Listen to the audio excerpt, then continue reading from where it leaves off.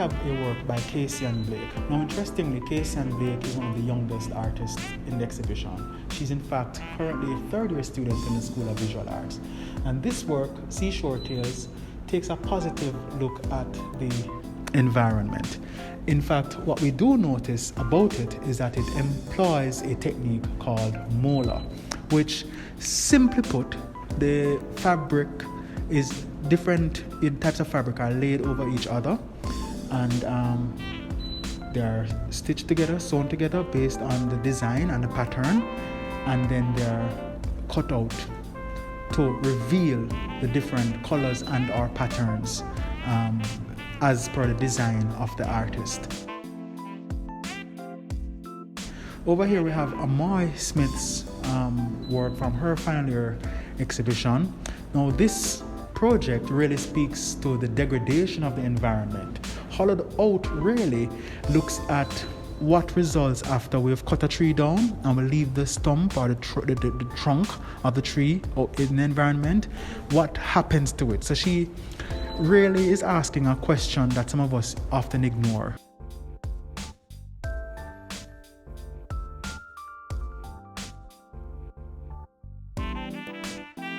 It's about environmental degradation that she's concerned with. Her piece that is directly in front of this one takes a similar kind of has a similar kind of focus, in that she's looking at deforestation and so on, and how these things come about. So she calls that work Surfaces. What is interesting about that work is the use of certain colors, the browns, the tan, the yellow ochre, and so on, which are colors that we don't necessarily associate with, fertility or fertile, forested environments and so on. This work by Tukula, which focuses on chaos, is also about the marine environment. So what we're seeing so far is that some pieces are focused on the land, as in the case with Amoy Smith, and then some pieces focus on the marine environment. There's quite a bit to look at that. I mean, the figure is grotesque. The figure is jarring. The figure kind of says, oh, we don't want to be like that. But the truth is, the way in which we treat the environment may make us end up like that at some point.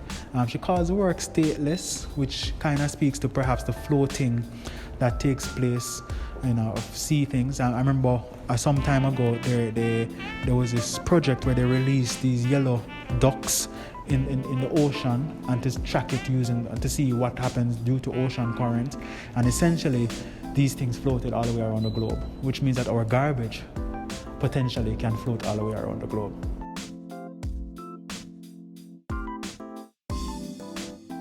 So Heterogamy by Esther again perhaps has a sort of autobiographic reference to it, and her works tend to be a little bit more personal or about family and those kinds of experiences.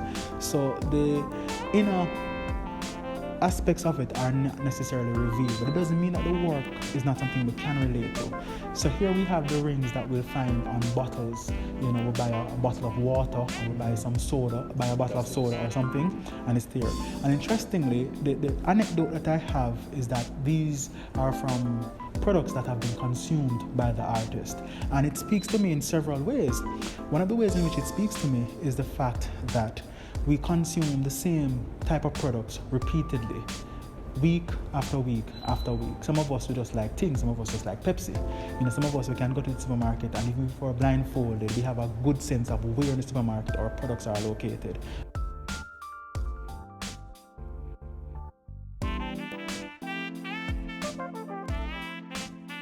This work by Danaree Greaves is again about the sea, and it is in fact inspired again by observation of pollution practices. So that's why the use of the plastic and so on is in this piece. But it's something a little bit more, clean, sanitized, and so on. Beautiful even.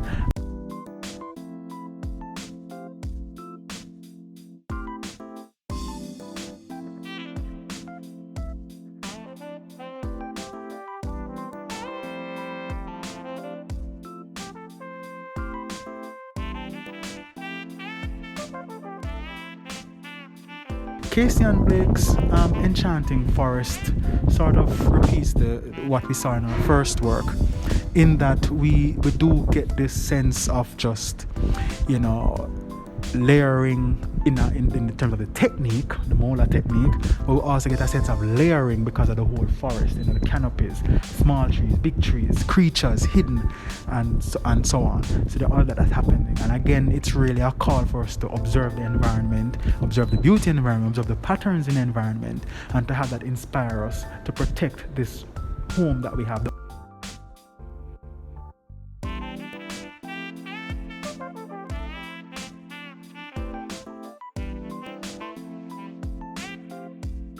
Section, we are now looking at more personal narratives.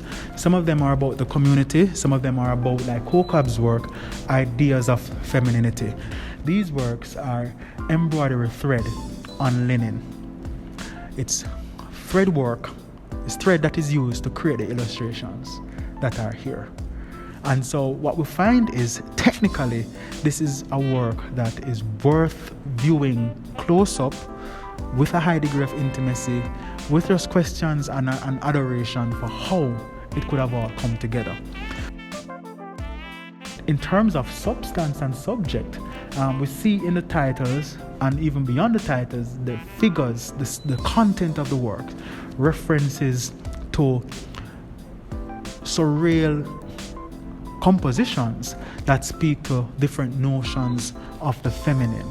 And the relationship again that we have with the spaces within which we exist. So we see a combination of female faces as well as necks and torsos in juxtaposed against creatures such as wolves and sharks, turtles and birds. We can go Margaret Stanley's work. Now, she has two pieces in the exhibition, Good Red and Bad Red. They are presented together because they work well together in different ways.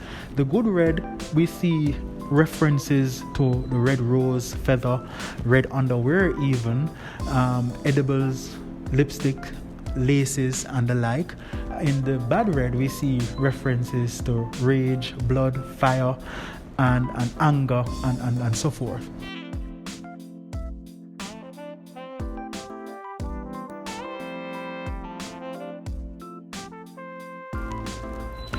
Beside Margaret's work, we have a work literally called The Window, and curatorially we've placed it here for that reason as well. So this is a work by Denise Salmon. Now, Denise Salmon, some of us may know as a former administrator at the National Gallery of Jamaica. She's also former vice principal of the Edna Manley College of the Visual and Performing Arts. What many persons do not know, or perhaps did not remember, is that she's also someone with weaving background as a student at the Edna Manley College of the Visual and Performing Arts. So she's tapping back into that, and we notice that the word skin repeats in her pieces, and we notice that the black skin is something that she brings forth, and it sets a tone for where we're going with the other pieces in the exhibition.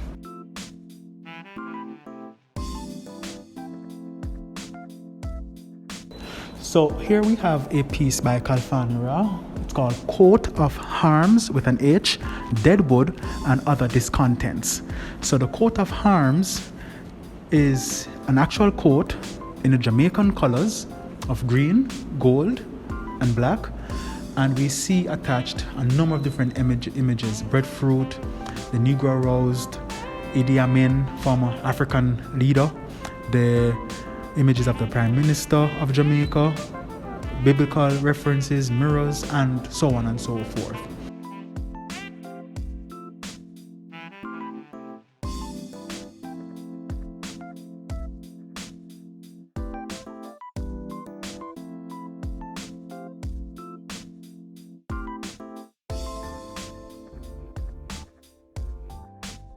So Susan Reuben is continuing her look at here. In the previous textile exhibition that we did in this series called Fiber Active Germination, which was held last October, November, she had two pieces that also looked at here. In this piece, the piece that she has in this exhibition rather, she calls it My Hair That.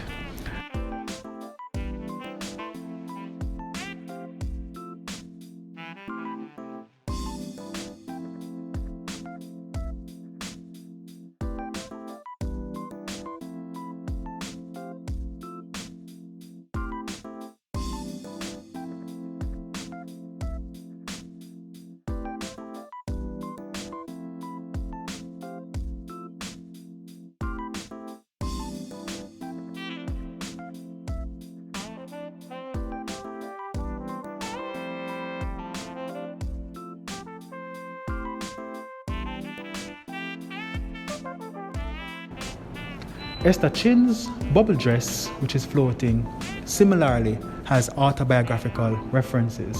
If you take a careful look and you remember what you did in a general science class in 7th grade and 8th grade, you may notice reference to the female reproductive system. So we can see the fallopian tube and so forth.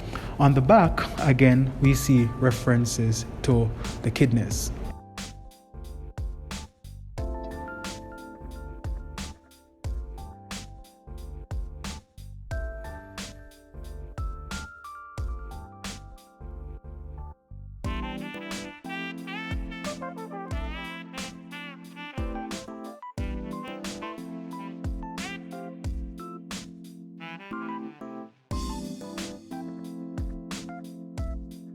Work by Judith Salmon, which she calls Reframing Memory. Now, the genesis of this work is perhaps in another work where she collected stories, and these stories that were collected were then repackaged to bring this work together.